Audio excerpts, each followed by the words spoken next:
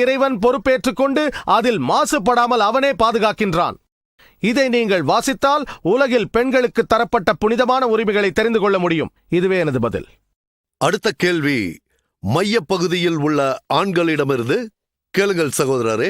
என்னோட பேரு சேகர். நான் இங்க சில கேள்விகளை கேட்கக்கூடிய வாய்ப்பினை தந்த ஐஆர்எஃப்க்கு என்னுடைய மகிழ்ச்சியை தெரிவிச்சுக்கிறேன். நான் இப்பதான் உங்களை முதல் முறையா பாக்குறேன். எனக்கு உங்களை பார்த்ததுல ரொம்ப சந்தோஷம். ஒரு சின்ன கேள்வி கேட்க போறேன். நான் ஒரு வியாபாரி. என்னோட பொழுதுபோக்கு என்னன்னு பாத்தீங்கன்னா மதங்களை பற்றின புக்கை படிக்கிறது தான். அதுல ஒண்ணு தெளிவா விளங்கி கொள்ளக்கூடிய ஒண்ணு குரான். அது என்னன்னா, நீங்க ஆயிஷாவை பத்தி சொன்னதை நான் ரொம்பவே விரும்பினேன். அது ரொம்ப அற்புதமாக இருந்தது. ஆகவே நான் அதை பத்தின ஒரு கேள்வியை தான் உங்ககிட்ட கேட்க போறேன். அது நான் கேட்க போற கேள்வி ரொம்ப சாதாரணமானதுதான். ஆனா நீங்க அதுக்கு பதில் சொன்னதுக்கு அப்புறம் நான் மீண்டும் குறுக்கு கேள்வி கேட்க நீங்க வாய்ப்பு தருவீங்கன்னு நான் நம்புறேன். நிச்சயமாக தருவீங்கல்ல? அனுமதி அளிக்கிறேன்.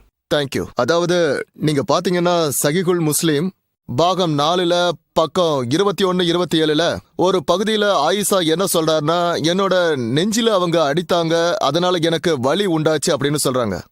அப்புறம் அதுக்கு அடுத்ததா அவங்க மிஸ்காத்துல் மசாபிக் பாகம் 2 பக்கம் 690ல மறுபடியும் அவங்க சஹீஹுல் முஸ்லிம் பாகம் 9 ஹதீஸ் எண் 3506இல் வருகிறது. நான் விஷயத்துக்கு வருகிறேன். இதில் உமர் ஏதோ ஒன்று சொல்லி அதன் மூலம் இறை தூதரை அவர் சிரிக்க வைக்கிறார். இதில் இவர் இறை தூதரின் மகளான கதீஜாவின் மகளை பாருங்கள். அவள் கூடுதலாக செலவுக்கு பணம் கேட்கும் போது நான் எழுந்து நின்று அவளது கழுத்தில் அடித்தேன். இறை தூதர் சிரித்துக்கொண்டே பதில் கூறுகிறார், அவர்கள் என்னை சுற்றி இருக்கிறார்கள் என்றார். கூடுதலாக பணம் கேட்ட காரணத்திற்காக மட்டுமே அபூபக்கர் எழுந்து ஆயிஷாவின் கழுத்தில் அடித்தார். உமரும் இதே போல ஹப்சாவை அடித்தார். ஆக இது போன்ற சம்பவங்கள் நடந்துள்ளன. இப்பொழுது நாம் குரானில் பார்ப்போம். அத்தியாயம் 4 அதில் வசனம் 34இல் உங்கள் மனைவிமார்கள் கீழ்ப்படிய மறுப்பார்கள் என்று பயந்தால் அவர்களுக்கு அறிவுரை கூறுங்கள், படுக்கையை விட்டு விலக்கி வையுங்கள், அவர்களை அடியுங்கள் என்று கூறுகிறது.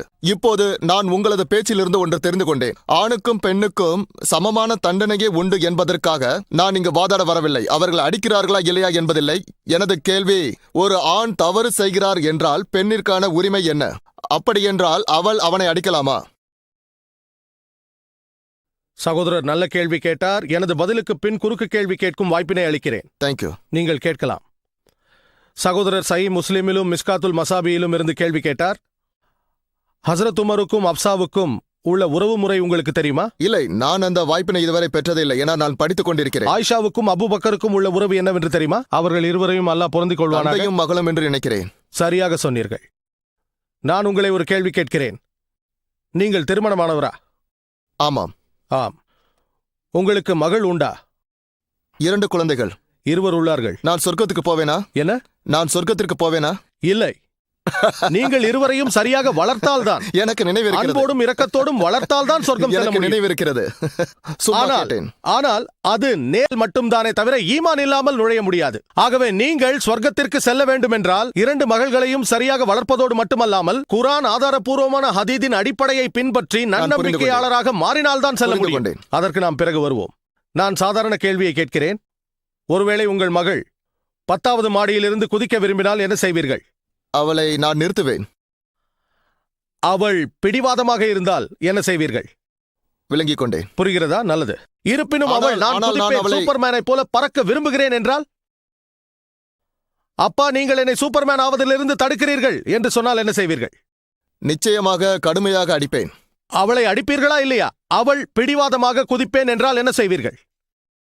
இல்லை, நான் வேறொன்று கேட்க. சகோதரரே, நான் உங்களை கேள்வி கேட்கிறேன். 10வது மாடியிலிருந்து குதிக்க விரும்பினால் நான் அவளை அடிப்பேன். தேவைப்பட்டால் அடிப்பீர்கள். இல்லை என்றால், இல்லம்மா குதிக்காத, குதிச்சா தப்பாயிடும், இல்லப்பா நான் குதிப்பேன் அப்படி என்று சொன்னால் அடிப்பீர்கள். நான் எப்படி குதிக்கிறேன் பாருங்கள், பறக்கப் போகிறேன் என்று சொன்னால் ஒரே ஒரு அடி. தந்தை அன்பினால் கொடூரமாக நடந்து கொண்டார். ஆமாம். இப்போது நம் நேசத்திற்குரிய இறை தூதர் முகமது நபி அவர்கள் சொன்னார்கள், எவன் ஒருவன் அல்லாஹ்வையும் அவரது தூதரையும் அவனுடைய சொந்த வாழ்க்கையை விட கூடுதலாக நேசிக்கவில்லையோ அவன் முஸ்லிம் அல்ல. எவன் ஒருவன் அவனுடைய சொந்த வாழ்வை விட இறை தூதர் அவர்கள் மீது அதிக பற்று வைக்கவில்லையோ அவன் ஒரு முஸ்லிம் அல்ல. ஆகவே பல சந்தர்ப்பங்களில் என்ன நடந்ததென்றால் கணவனுக்கு கௌரவ குறைவாக நடந்து கொண்டார்கள். அவர் சாதாரண கணவர் அல்ல, இறை தூதர் முகமது நபி அவர்கள்.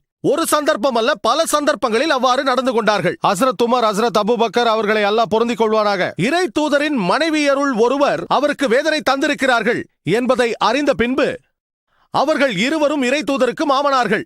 இறை தூதர் மீது அன்பு வைத்திருந்தார்கள். தங்கள் மகள்களை விட அதிகமாக மட்டுமல்ல, தங்களை விடவும் அதிகமாக நேசித்தார்கள். இப்படி பல சந்தர்ப்பங்கள் உள்ளன. நீங்கள் எதை கூறுகிறீர்கள் என்று தெரியவில்லை. பல சந்தர்ப்பங்களில் அவர்களுக்கு தெரிய வந்தது, எனது மகள் அல்லாவின் இறை தூதருக்கு வேதனை அளித்து விட்டாளா, எவ்வளவு தைரியம்! அவர்கள் தந்தையாக இருந்ததனால் அடிக்கும் உரிமை அவர்களுக்கு உண்டு. நீங்களோ நானோ அடிக்க முடியாது. எங்களுக்கு அவர்கள் உம்முஹாத்துல் மூமினீன், நன்னம்பிக்கையாளர்களுக்கு தாயாவர்கள். இருப்பினும் அவர்கள் மனித இனத்தை சேர்ந்தவர்களே. இறை தூதரின் மனைவியராக இருந்தாலும் மற்றவர்களுக்கு சிறந்த முன்மாதிரியாக இருந்தாலும் அவர்களும் மனித இனத்தை சேர்ந்தவர்களாதலால் தவறு செய்யக்கூடியவர்களே. இன்று காரி ஓதி காட்டிய வசனங்கள் சூரா நிசா அத்தியாயம் 4 வசனம் 32 சம உரிமை வேண்டும் என்றார்கள். சூரா அஹ்ஸாப் அத்தியாயம் 33 வசனம் உள்ளது. இறை தூதரின் மனைவியர்கள் அவரிடம் சொன்னார்கள், ஏன் நாம் வசதியான வாழ்க்கை வாழக்கூடாது? எதற்காக நாம் இப்படி வறுமையில் வாழ்ந்து கொண்டிருக்கிறோம் என்று சொன்னார்கள். அப்போது அல்லாஹ் ஒரு வசனத்தை இறக்கினான். வேண்டுமென்றால் இந்த உலகின் அலங்காரத்தை நீங்கள் பெறலாம், ஆனால் சொர்க்கத்துக்கு செல்ல முடியாது என்றான். குர்ஆன் வசனம் உங்களை சுதந்திரமாக விடுகிறேன் என்கிறது. அதாவது நீங்கள் ஆசைப்பட்டால் நான் விடுதலை அளிக்கிறேன். விவாகரத்து. ஆனால் அவர் விவாகரத்து செய்யவில்லை. உங்களுக்கு இந்த உலகின் சொகுசுகள் கிடைக்கும், ஆனால் சொர்க்கம் செல்ல முடியாது. இறை தூதரின் மனைவியர்கள் மனம் திருந்தி மன்னிப்பு கேட்டார்கள். அல்லாஹ் அவர்களை மன்னித்து விட்டான். இதில் எதுவுமே தவறாகிவிடாது. மேலும் இறை தூதருக்கு எதிராக செல்வது 10வது மாடியிலிருந்து குதிப்பதை விட மோசமானது. மாடியிலிருந்து குதித்தால் உங்கள் மகள் இறந்து விடுவாள், சரியா? ஆனால் இறை தூதருக்கு எதிராக செல்வது அதைவிட மோசமானது. எனது பதில் புரிகிறதா? சார், எனது கேள்விக்கான பதில் இன்னும் வரவில்லை. ஆனால் உங்களுடைய கருத்துக்களை புரிந்து நான் இன்னும் பதில் கூறி முடிக்கவில்லை. இருப்பினும் நீங்கள் கேட்கலாம். என்னுடைய கேள்வி மிக எளிமையானது. நான் பதில் கூறி முடிக்கவில்லை சகோதரரே. சரி. ஏனென்றால் உங்கள் கேள்வி 2 பிரிவானது. பிறகு நீங்கள் சூரா நிசா அத்தியாயம் 4 வசனம் 34 மேற்கோள் காட்டினீர்கள். மனைவியை அடிப்பது சம்பந்தமாக கேட்டீர்கள். அதற்கு பதில் கூற விரும்புகிறேன். இல்லை என்றால் நான் பாதி பதில் தான் அளித்தேன் என்பீர்கள். ஹதீதின் ஒரு பகுதிக்குத்தான் நான் பதில் அளித்திருக்கிறேன். 2வது பகுதி சூரா நிசா அத்தியாயம் 4 வசனம் 34 காரி அவர்களால் ஓதப்பட்ட வசனங்களுக்கு அடுத்து அந்த வசனத்தில் ஆண்கள் பெண்களை நிர்வகிக்க வேண்டியவர்களாக இருக்கிறார்கள். ஒருவேளை பெண்கள் அடங்கவில்லை என்றால் அவரிடம் பேசாதீர்கள். பிறகு படுக்கையை விட்டு ஒதுக்கி வையுங்கள். அப்படியும் அடங்காவிட்டால் அரபு சொல் தரபா என்கிறது மெதுவாக அடித்தல். அரபு சொல் தரபா என்பதற்கு மெதுவாக அடித்தல் என்று பொருள். இப்னு அப்பாஸ் அவரை அல்லாஹ் பொருந்திக் கொள்வானாக, முதலாவதாக மனைவியை அடிப்பதானால் முகத்தில் அடிக்காதீர்கள் என்றார்கள். இது முதல் குறிப்பு. இரண்டாவதாக, உங்கள் மனைவியை அடிப்பதானால் அவள் உடம்பில் எந்த தழும்பும் ஏற்படக்கூடாது. மேலும் உதாரணம் கூறினார்கள், மிஸ்வாக் எனும் பல் துளக்கும் குச்சியால் அடிக்கலாம், நவீன முறையில் கைக்குட்டையால் அடிப்பதைப் போல. கைக்குட்டை. நீங்கள் உங்கள் மனைவியை கைக்குட்டையால் அடித்தால் தழும்பு ஏற்படுமா? அது தாக்குவதாகாது. அத்தகைய செயல் இஸ்லாத்தில் அனுமதிக்கப்படவில்லை. உக்கிரமாக தாக்குவது என்றால் முகத்தில் ஓங்கி குத்துவது. தழும்பு ஏற்பட்டு மறையாத அளவுக்கு அடிப்பது. உங்களை ஓரிரு வாரங்களுக்கு அவர்களால் மறக்க முடியாது. இஸ்லாத்தில் மனைவியை தாக்குவது தடை செய்யப்பட்டுள்ளது. தரபா என்றால் மெதுவாக அடிப்பது. முதலில் அவரது தவறை சுட்டிக்காட்டுங்கள். பிறகு அவரிடம் பேசாதீர்கள். படுக்கையை விட்டு ஒதுக்கி வையுங்கள். பிறகு கடைசி எச்சரிக்கையாக அவர்களை மெதுவாக அடிக்கலாம். இப்போது நான் என்ன சொல்ல வருகிறேன் என்றால், எந்த தவறு செய்தாலும் தண்டனை ஒன்றாகத்தான் இருக்கும். தண்டனை ஒன்றுதான். மெதுவாக அடிப்பது தண்டனை அல்ல, வெறும் எச்சரிக்கையே. இதையே எதிர்மாறாக செய்ய முடியுமா? ஒரு மகள் தந்தையை அடிக்கலாமா? உங்கள் மகள் உங்களை அடித்தால் எப்படி இருக்கும்? நீங்கள் அதை விரும்புவீர்களா? இல்லை. ஏன்? சம உரிமை உள்ளதே. பதிலை பூர்த்தி செய்ய விடுங்கள். சம உரிமை பற்றி பேசினீர்கள். உங்கள் மகள் உங்களை அடித்தால் நீங்கள் விரும்புவீர்களா? இல்லை. இல்லை. சில சந்தர்ப்பங்களில் நீங்கள் மனநிலை பாதிக்கப்பட்டு வயதானவராகிவிட்ட பிறகு மாடியிலிருந்து குதிக்க முற்பட்டால் அவள் அடித்தால் ஏற்றுக்கொள்வீர்கள், சரியா? நீங்கள் இல்லை என்றாலும் நான் ஏற்றுக்கொள்கிறேன். எனக்கு உங்களுக்கு உதவி செய்கிறேன். உங்களுக்கு தெரியுமானால் என்னை புரிந்து கொள்ளவில்லை. உங்களுக்கு நான் உதவுகிறேன். புரிகிறது. உங்களுக்கு வயதாகி மனநிலை பாதிக்கப்பட்டிருந்தால் அப்போது நீங்கள் 10வது மாடியிலிருந்து குதிக்க முனைந்தால் தந்தையே அவ்வாறு செய்யாதீர்கள் என்று உங்கள் மகள் கூறுவார். அடிக்கவும் நேரிடலாம். உங்கள் உயிரை காப்பாற்ற அதை ஏற்றுக்கொள்வோம். அதைப் போலவே கணவன் மனைவிக்கு ஒரு எச்சரிக்கையை செய்கிறான். அதையே மனைவியும் செய்தால் அதன் விளைவு என்னவாகும்? யோசித்து பாருங்கள். பருமனானவர், ஒரு பலம் வாய்ந்த பாடி பில்டர் உங்களிடம் வந்து உங்களுடன் மோதினால் என்ன செய்வீர்கள்? ஒரு மெலிந்த நபர் வந்தால் அவரை அடிப்பீர்கள். ஆர்னால்ட் ஸ்குவாசனேகரை போல பலம் வாய்ந்தவர் வந்து மோதினால் என்ன செய்வீர்கள்? அடிப்பீர்களா? அவரை அடிப்பீர்களா? முடியாது. உங்களுக்கு அதிக தைரியம் இருக்கலாம், ஆனால் அவரை அடிக்க முடியாது. ஏன்? இதைப் போலவே அல்லாஹ் கூறுகிறான், முன்பு கூறப்பட்ட வசனங்களில் ஆண்களுக்கு பெண்களை விட கூடுதல் சக்தி தரப்பட்டுள்ளது. ஆகவே உடல் ரீதியான எச்சரிக்கை, சங்கேதக்குறியான எச்சரிக்கையை ஒரு ஆண் பெண்ணுக்கு தரலாம், ஆனால் பெண்ணால் ஆணுக்கு தர முடியாது. பெண்ணால் முடியாது. அதே நேரத்தில் வேறு வகையில் அவள் செய்யலாம். இதையே அதாவது ஒரு உதாரணத்துக்கு, அவள் வீட்டில் சமைக்க வேண்டுமானால் சந்தைக்கு சென்று பொருட்களை வாங்குவது கணவனின் கடமை. சமைக்க இயலாது என்று கூறலாம். பொருட்களை தரவில்லை என்றால் சமைக்க முடியாது என்று எதிர்க்கலாம். அதில் தவறில்லை. சமைக்க முடியாது என்று எதிர்க்கலாம். அது ஒரு எதிர்ப்பு, அவர் சார்பாக வரும் எதிர்ப்பு. உதாரணத்திற்கு, அவன் தொழுகவில்லை என்றால், தொழுவது முக்கிய கடமை, அதை செய்யவில்லை என்றால் எதிர்க்கலாம். நல்ல விதமாக, அன்போடு, பாசத்தோடு, என் அருமை கணவரே தொழுங்கள் என்று சொல்லலாம். பிறகு கோபத்தில் வற்புறுத்தவும் செய்யலாம், பிரச்சனை இல்லை. ஆனால் கணவன் மீது கோபம் கொள்வது அனுமதிக்கப்படவில்லை, அல்லாவுக்கும் ரசூலுக்கும் பொருட்டான காரியமாக இருந்தால் அன்றி. அதிலும் உடல் ரீதியாக செய்ய முடியாது, அது அனுமதிக்கப்படவில்லை. உடல் ரீதியாக செய்தால் எதிர்த்தாக்குதலுக்கு காரணமாகும், பிரச்சனைக்கு தீர்வாகாது. உங்கள் மனைவி உங்களை அடித்தால் சும்மா விடுவீர்களா? போகட்டும் விடு என்று விட்டுவிடலாம். ஆகவே இங்கு அடித்தல் என்பது எச்சரிக்கை குறியீடு என்பதை புரிந்து கொள்ளுங்கள். மேற்கத்திய ஊடகங்கள் என்ன செய்கின்றன? மனைவியை தாக்குவது என்று படம் பிடித்து காட்டுகின்றன. ஆனால் அப்படி இல்லை, உங்களுக்கு ஹதீதுகளும் தெரியும். ஆகவே இந்த காரணங்களால் இஸ்லாம் சிறந்த வாழ்க்கைக்கு வழிகாட்டி உங்கள் மனைவியருடன் எப்படி வாழ வேண்டும் என்று காட்டித் தருகிறது. இதுவே உங்கள் கேள்விக்கு பதில். எதிர்கேள்வி ஏதேனும் இருந்தால் நீங்கள் கேட்கலாம். ஆமாம், குறிப்பாக 2 கருத்துக்கள். முதலில் நீங்கள் என்னிடம் கூறினீர்கள் தரபா என்றால் தட்டுதல் என்பதாகும். ஆனால் நான் இதை அகராதியில் பார்த்ததிலிருந்து இந்த வார்த்தை இத்ரீப் என்ற சொல்லிலிருந்து வந்ததாகும். இது அரபிக் சொல்லில் 2 விதமாக உபயோகப்படுத்தப்படுகிறது. ஒன்று, அடிப்பதற்குரிய சொல் இத்ரீப். இது தரபா என்ற சொல்லிலிருந்து பெறப்படுகிறது. முதலாவது கவிதையால் தாக்குதல், இரண்டாவதாக குரானில் 12 இடங்களில் காணப்படுகிறது. என்ன சொன்னீர்கள்? என்ன? அதாவது கவிதை மூலம் தாக்குதல். என்ன தாக்குதல்? ஒரு கவிதை மூலம் தாக்குதல். இல்லை என்றால் கவிதை மூலம் தாக்குதல். கவிதை மூலமாக தாக்குதல், உருவகம் சார்ந்து தாக்குதல். இரண்டாவது பகுதி அது உடல் ரீதியாக தாக்குதல். இது மீண்டும் சூரா 8 மற்றும் 12 வருகிறது. அதில் ஒரு பகுதியில் வானவர்கள் அவர்களின் தலையில் தாக்கினார்கள், அதேபோல் அவர்களின் விரல்களையும் தாக்கினார்கள். இதே வார்த்தையே கையாளப்பட்டுள்ளது. ஆகவே இதே வார்த்தையை எப்படி இவர்கள் மெதுவாக என்று மொழிபெயர்ப்பு செய்யலாம் என்று மிகவும் நல்ல கேள்வி. இரண்டாவது பகுதியானது மிகவும் நல்ல கேள்வி. இரண்டாவது பகுதியானது, நாம் மீண்டும் சஹீஹுல் புகாரிக்கு வருவோம். சஹீஹுல் புகாரி பாகம் 7 ஹதீஸ் எண் 715. நான் மறுபடியும் மதிப்பிற்குரிய பெண்ணான ஆயிஷாவை பற்றி கூறப்போகிறேன். அவர்கள் மிகச்சிறந்த ஒரு அறிவாளி. அவரை பற்றி நான் நிறைய படித்திருக்கிறேன். அவர் கூறுகிறார், பச்சை நிற தழும்புடன் ஒரு பெண் வந்து முறையிடுகிறாள் என்று. அதாவது தனது உடம்பில் அடிபட்டதினால் ஏற்பட்ட பச்சை தழும்புகளை காட்டி முறையிடுகிறாள் என்று. அந்த காலத்தில் பெண்களுடைய வழக்கம், பெண்கள் ஒருவருக்கொருவர் உதவி கொள்வார்கள். அதாவது ஒருவள் தாக்கப்பட்டால் மற்றவள் அவளுக்கு உதவி செய்வாள். அதன்படி அல்லாவின் தூதர் வந்ததும் ஆயிஷா கூறுகிறார், இந்த அளவுக்கு ஒரு பெண் துன்பப்பட்டதை நான் பார்த்ததே இல்லை என்று கூறுகிறார். எந்த அளவுக்கு என்றால், அவளுடைய சிவந்த உடல் அவள் துணியை விட பச்சை நிறமாக இருந்ததாம். இதுதான் என்னுடைய 2வது பகுதி. முதல் பகுதிக்கு 2வதாகவும் 2வது பகுதிக்கு முதலாவதாக பதிலளிக்கிறேன். பிரச்சனை இல்லை. அவர் அந்த இறை தூதரிடம் அந்த பெண்ணுக்கு ஒருவர் அநீதி இழைத்து விட்டதாக முறையிடுகிறார். அதை கேட்டு இறை தூதர் அனுமதித்தார் என்றில்லையே. ஒருவருக்கு அநீதி இழைக்கப்பட்டால் வேறு பல அதீதுகளில் இறை தூதர் இத்தகைய நடவடிக்கையை கண்டித்துள்ளார்கள்.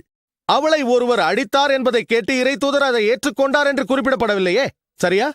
ஒரு பெண்ணுக்கு ஒருவேளை அநீதி இழைக்கப்பட்டிருக்கலாம் என்று முறையிடுகிறார்கள், அவ்வளவுதான். அவர் முறையிடுகிறார் என்றாலே அந்த செயலுக்கு அவர் உடன்படவில்லை என்றுதானே பொருள்.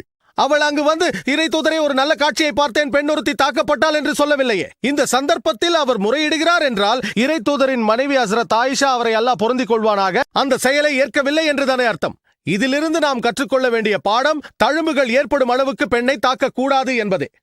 ஆனால் ஐயா, அவர் தருகிற அறிக்கையின்படி பார்த்தால் ஆயிஷாவை கூறுகிறார், நான் எந்த ஒரு பெண்ணையும் பார்க்கவில்லை. ஆயிஷாவின் சொற்கள் எனது விளக்கம் அல்ல.